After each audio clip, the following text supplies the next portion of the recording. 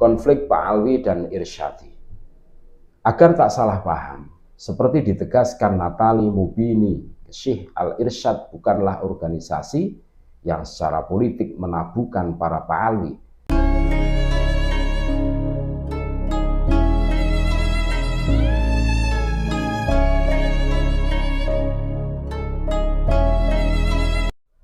Assalamualaikum warahmatullahi wabarakatuh. Saudara-saudaraku sebangsa setanah air yang kami cintai, yang kami muliakan, yang kami banggakan, dimanapun Anda berada, berjumpa kembali dengan kami channel Bejo Dino Akhirat. Sak bejo bejane wong kang lali, dhisik bejo wong kang ning waspada dan tetap dari harga mati. Konflik Pak Alwi dan Irsyadi. Agar tak salah paham, seperti ditegaskan Natali Mubini, Syekh Al-Irsyad bukanlah organisasi yang secara politik menabuhkan para Pak Alwi.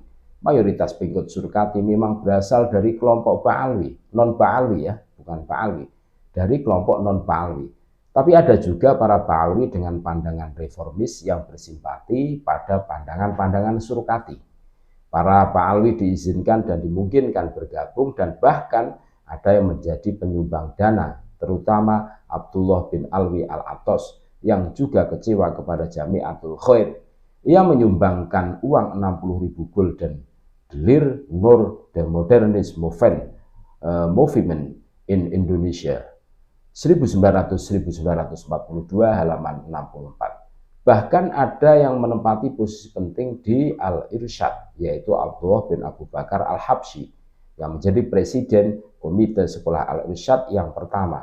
Natali Mubini Syekh The Hadromi Awakening Community and Identity in the Netherlands at Indies 1900-1942 1999 halaman 63. Selain itu, perlu juga ditandai bahwa polemik yang dipicu pandangan Surkati ini tidaklah sesederhana konflik antara kaum Hadromi Kolot vs versus modern. Menurut Michael Lavan, seluruh friksi ini berlangsung di antara kaum modernis Hadromi yang sudah mulai berpandangan terbuka terhadap perkembangan modernitas dan sama-sama menerima pengaruh gerakan pan-islamisme.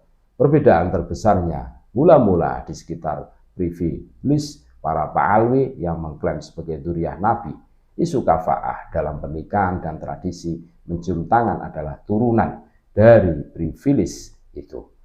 Isu tentang kesetiaan pada tanah leluhur Hadramaut atau pada tanah air Hindia yang sedang dipijak belum mencuat tajam. Bahkan Al-Irsyad masih tetap mengakui pentingnya merawat identitas sebagai orang Hadromi. Privilege kasta pun tidak jarang masih muncul dalam kegiatan-kegiatan Al-Irsyad. Lavan Al-Sifil nomor 62 2001 halaman 226 dan 231.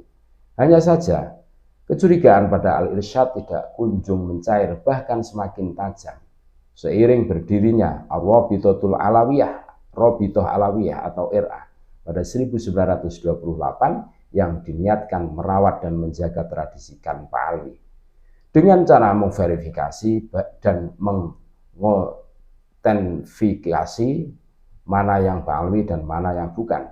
Selain itu, keberadaannya sejumlah Pak Alwi di kelompok-kelompok Al-Irsyad bikin runyam. Usaha mempertahankan privilege berlangsung kemana-mana. Kelompok Pak Alwi tak segan melancarkan isu bahwa Al-Irsyad anti pemerintah, baik pemerintah kolonial Belanda, Hindia maupun Inggris, Malaya, dan Singapura. Al-Irsyad bukan hanya dituduh berkiblat kepada Wahabi, kadang dituduh berbaiat pada Istanbul dalam konteks Perang Dunia I. Turki berseberangan dengan Inggris, bahkan ada tuduhan disusupi kaum Bolshevik atau komunis. Kelompok ini yang jaringannya merentang dari Hindia Belanda hingga India dan tentu saja Hadramaut juga menggunakan koneksinya di Singapura untuk menghambat pergerakan anggota Al-Irsyad. Ali bin Ahmad bin Sahab membujuk pemerintah kolonial Inggris untuk menghadang perjalanan anggota Al-Irsyad yang hendak berlayar untuk berziarah ke Hadramaut.